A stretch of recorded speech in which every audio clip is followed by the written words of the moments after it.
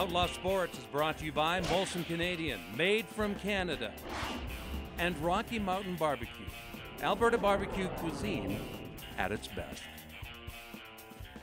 You know, Grant, it's funny, I was on CJ92 this morning promoting this show, and Red Dog asked me, well, what do you think of the Flames? And, you know, I said, I don't watch preseason hockey. Sorry, I know those guys that at 960 go to every practice and they go to every preseason game, and they love it, and that's their life, and more power to them. But even they're saying right now, like when they say let's get the breaking news sound on, and you hear crickets. So there's nothing much going on. But here's the thing about preseason. You know, it's a bit of a joke, but they've been going on for years. They've reduced the games now. When Sports Network televises the games, that's one thing. But now CBC, Hockey Night in Canada, is now televising preseason games like they did this past week. What's with that? Because they're really, and this past weekend, the Flames played the Oilers in back-to-back games, lost both of them. Losing and winning doesn't mean anything. The Flames didn't lose a preseason game last year. I'll tell you what it is, Grant. But really, there's no entertainment value, and you shouldn't be looking for entertainment value. No. It's a long cock contest right now between the three networks. They all want to be the superpower in hockey. They're all positioning. Hockey Night in Canada does their thing. TSN does their thing, and Sportsnet, I think, trailing off. And Outlaw Sports does Sports does their thing. Everybody does their thing. So, but the point is, I mean, you never saw that in the old days, and I think, as you say, with properties now, it's more about just getting it out there. Content. Getting it out. Instead of quality content, they just want content. Right.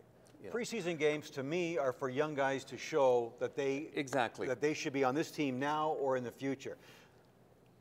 From what I understand, what happened with the Flames prospects this past weekend, they didn't show a heck of a whole lot. Yep. And sometimes we expect these young guys to do maybe more than they can. Maybe they don't have enough ability to show more. Yep. I think Sven Berchi, this young first-round draft pick from the past spring, is going to be a Flame. He's not ready right now. He's not strong enough. But watch for him to go back to the Portland Winterhawks in the Western Hockey League, make the Team Switzerland, play in Calgary and Edmonton for the World Junior Championships in December.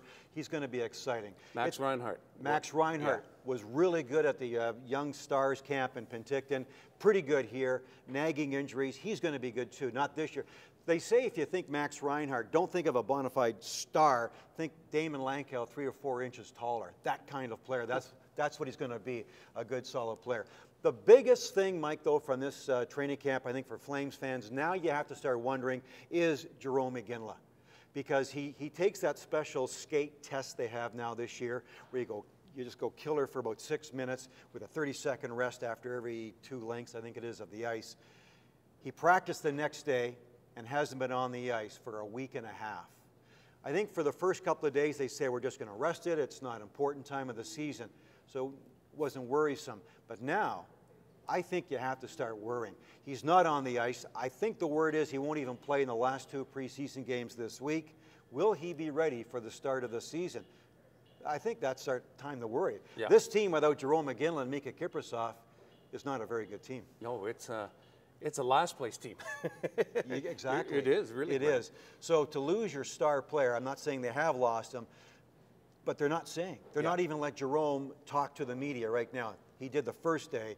He said, don't worry about it. This happens all the time. It's like having a stiff neck. Boy, a stiff neck for a week and a half and not being on the ice for a whole training camp? Wow.